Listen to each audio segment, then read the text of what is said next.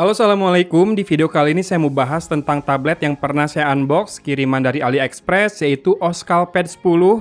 Gimana pengalamannya saya pakai di tangan saya ya. Nah, saya sudah pakai buat bikin slides ini dan juga sekarang saya pakai buat presentasiin. Jadi teman-teman bisa lihat real beneran dipakai ya. Nah, fakta yang kita harus ungkap lagi soal tabletnya adalah speknya yang sudah saya sebutkan di video unboxing, di mana harganya adalah 2 jutaan, lebih tepatnya 2,29 ya untuk kurs rupiah saat ini, dengan layar 10,1 inci, layarnya Full HD Plus ya, dengan baterai 6580 mAh dan pakai Android 12 dengan custom UI docOS 3.0. Kemudian pakai prosesor Unisoc T606, RAM-nya 8GB, storage bawaan 128GB, ada slot micro SD hybrid ya dengan dual SIM-nya. Dan kamera belakangnya 13 megapiksel, punya flash, serta kamera depan 8 megapiksel. Kalau soal penampakannya, rasanya standar tablet 2 jutaan aja sih, cuma memang rada banyak pilihan warnanya, termasuk yang warna mint ini yang saya pakai. Selain itu ada warna silver dan juga grey. Yang jadi keunggulan dari tablet ini, di level harganya dia punya big memory ya, RAM-nya 8GB loh, lega banget, dan juga sudah mendukung Widevine L1. Buat teman-teman yang suka nonton Netflix, ini mungkin penting ya. Dan bagi saya yang paling penting adalah dia punya desktop mode. docOS ini punya desktop mode yang beneran kayak, kalau bisa dibilang kayak DeX-nya Samsung ya. Dan dia punya jaringan seluler, ini versi 4G 2 jutaan saja. Jadi bisa buat mereka yang belum punya smartphone, bisa buat telepon juga, dan bisa buat WhatsApp. Saya sendiri pakai WhatsApp link to device ya di tablet ini. Jadi dari nomor utama saya, di link ke tablet ini, 2 nomor dan bisa. Sementara kelemahannya, saya cek berkali-kali tidak kunjung ada software update. Saat ini masih stay di Android 12 dengan security Oktober 2022. Udah rada lama ya. Kemudian loudspeakernya, walaupun stereo, ternyata bottom firing alias mengarah ke bawah. Jadi kalau dalam posisi di dock kayak gini, ke keyboard atau ditaruh di meja, rentan tertutup ya. Dan juga ini tidak resmi. Jadi kalau mau masuk ke Indonesia, bayar bea masuk. Kemarin kena 300 ribuan sih kalau saya. Dan juga nggak ada support misalkan nanti kamu ada masalah pas pakainya dan nggak ada layanan after sales. Tapi kalau ada pertanyaan apakah ini HP yang digedein layarnya, jelas bukan. Karena docOS ini ngasih experience yang lebih enak lagi di sebuah tablet. Iya, begitu terhubung dengan mouse atau keyboard, langsung ada pop-up buat tawaran pindah ke desktop mode-nya. Dan multitaskingnya cukup real juga, bisa split screen juga, dan yang ini tabletnya bisa face unlock ya, dan scanningnya cukup cepat juga, jadi so far sudah jauh lebih enak dipakainya dibandingkan dengan Advan Tab VX Lite yang kemarin. Dan ini juga aman ya buat connect ke 3 device Bluetooth sekaligus, saya pakainya buat keyboard, mouse, dan juga TWS earphone.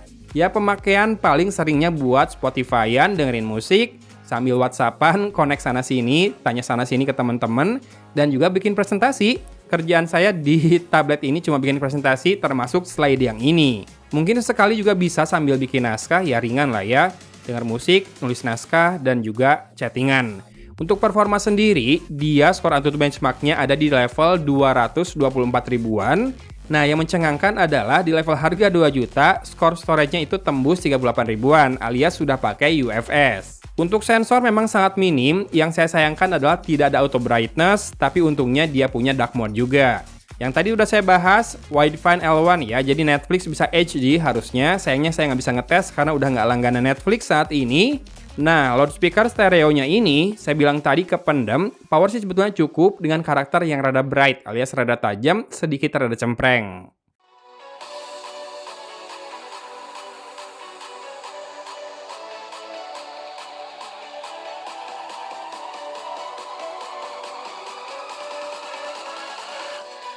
Lalu gimana multitaskingnya? Saya rasa udah hampir kayak di PC. Nah kalau PC level 2 jutaan kayaknya bakal lambat banget juga kan? Di Android 2 jutaan dengan Unisoc T606 udah lumayan multitaskingnya. Walau ada sedikit hiccup gitu ya, pas pindah aplikasi rada sabar dikit aja. Toh kalau buat hanya WhatsAppan, dengar musik, ngetik atau bikin slide ini udah oke banget. Cuma kalau ditinggal agak lama, siap-siap apps yang lagi kamu buka itu di-close sama Task Manager. Padahal RAM-nya lumayan besar ya, ini 8GB. So far so good sih buat level harganya. Dan saya berharap multitaskingnya ini, terutama desktop mode-nya, bisa diadopsi sama merek-merek tablet murah lainnya. So, balik lagi kalau ditanya tablet ini buat siapa, seperti biasa jawaban saya kalau tablet itu buat kids, buat senior, buat streamer. Maksudnya streamer itu mereka yang suka streaming ya, bukan yang live streamer, bukan. Kemudian buat kasir juga biasanya kepake tablet. Mungkin ada tambahan karena tablet ini punya desktop mode, jadinya bisa buat light work atau kerja ringan. Mungkin mereka yang hitungannya kreatif digital nomad yang lebih butuh nuangin ide, coret-coret, nulis dan bikin presentasi, bisa lah ya pakai tablet ini, walaupun harus dimaklumi performa 2 jutaannya ya nggak akan bisa sebagus iPad yang mahal atau mungkin Galaxy Tab seri S ya. Tapi tetap intinya tablet itu buat mereka yang lebih butuh layar yang lebih besar dibandingkan smartphone, dan ini bisa jadi kayak light PC ya, better lah performanya dibandingkan laptop yang 2-4 jutaan. Lalu kalau ditanya, lebih enak mana pakai touchscreen atau pakai mouse dan keyboard, tergantung. Kalau mau multitasking, saya pikir lebih enak pakai keyboard dan mouse ya, terutama kalau kamu ngetik, kerja, bikin slide. Tapi kalau cuma dengerin musik, cuma sambil streaming, cuma ya chatting-chatting dikit, nggak masalah kok tanpa keyboard dan tanpa mouse. Cuma kalau chatting kayaknya enakan keyboard sih tetap ya. Ya kalau streaming sambil browsing, sambil belanja-belanja sih kayaknya tanpa keyboard pun udah enak. Pro dan kontranya, pro-nya dulu ya yang disebut ya. Yang pertama sudah LTE alias sudah 4G, dual SIM pula walaupun hybrid. Dan spek lawan price-nya tetap harga segini, mantap ya, 2 jutaan, spek besar, RAM-nya, storage-nya, prosesor lumayan kencang juga, Widefine L1 juga, dan ada docOS nih, terutama desktop mode-nya yang bikin enak banget pakainya ya, buat level harga 2 jutaan. Nggak pernah nemu di tablet 2 jutaan lain, ada desktop mode yang bisa multi Windows kayak gini. Kontranya, ya seperti tadi saya bilang, software update-nya gimana nih? Nggak jelas nih kayaknya. Sama loudspeaker, bottom firing, dan juga nggak ada distributor resmi. Kalau nanti misalkan bermasalah, ya udah kayaknya dilem biru aja. So, saya bilang ini adalah tablet buat kerja ringan, sekali lagi ya. Kemudian buat streaming, Zoom atau komunikasi, video call, kemudian casual gaming, dan juga bisa buat POS, point of sales alias buat aplikasi kasir. Yang jelas, karena ini sudah 4G, nggak perlu tethering ya. Pastikan saja pas kamu bayar bea masuk, itu emailnya didaftarkan ke Bea Cukai. Ngeceknya bukan di Kemenperin ya, kalau device yang diimpor sendiri yang bayar bea masuk itu ngeceknya di Bea Cukai, nanti ada statusnya muncul. Ya terakhir ya udah langsung kita lihat kamera sampelnya aja. Susah sih buat rekomendasiin bener-bener tablet ini walaupun ada docOS-nya. Enak banget dipakainya buat 2 jutaan ya. Ya kalau mikirin panjang ke depannya, cari yang garansi resmi aja, paling ada Tab S6 Lite dari Samsung yang punya DeX Mode. Tapi DeX Mode-nya di S6 Lite itu nggak bisa dikonekin ke monitor ya. Buat layar yang lebih besar nggak bisa, bisanya di tabletnya aja. Tapi memang kalau buat mobility sih udah oke ya. Tinggal tambahin keyboard sama mouse. Kalau buat kerja di rumah ya udah balik ke laptop ya. Jangan ngandelin tablet. Oke, gitu aja mungkin yang bisa saya bahas di video kali ini. Thanks for watching. Ini dia Oscalpad 10 dari Blackview.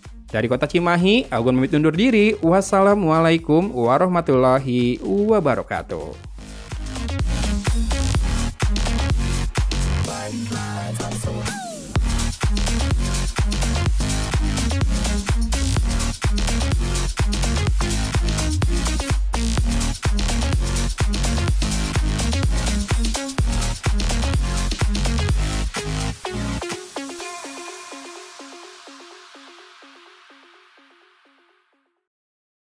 Ini contoh perekaman video dengan kamera depan dari Oscalpad 10 atau Oscalpad 10 dari Blackview ini. Saya pegang si tabletnya rada ngadep ke wajah ya, soalnya kalau di keyboardnya dibiarin ngadepnya ke atas. Jadi mungkin ada goyang sedikit, silahkan disimak audionya dan juga warnanya. Ini indoor tapi pencahayaan sangat cukup, dan kalau ngelihat di layar sih ketajamannya kurang ya. Jadi ini hanya 720p HD 720p, perekaman kamera depannya cukup disayangkan. Karena kan resolusi kamera depannya lumayan besar, 8 megapiksel. Tapi ya mau gimana lagi, pokoknya di komen aja, bagus nggak hasil kameranya ya. Misalkan buat komunikasi segini cukup nggak? Nah kalau kamera belakang bisa rekam sampai Full HD 30 fps. Nih saya pakai keyboard ini buat kerja dengan Oscalpad 10 ya. Stabilisasi kameranya bisa dibilang payah ya, namanya juga tablet, dan fokusnya rada lari-lari, harus ditekan atau disentuh di layarnya buat ngunci fokus di situ.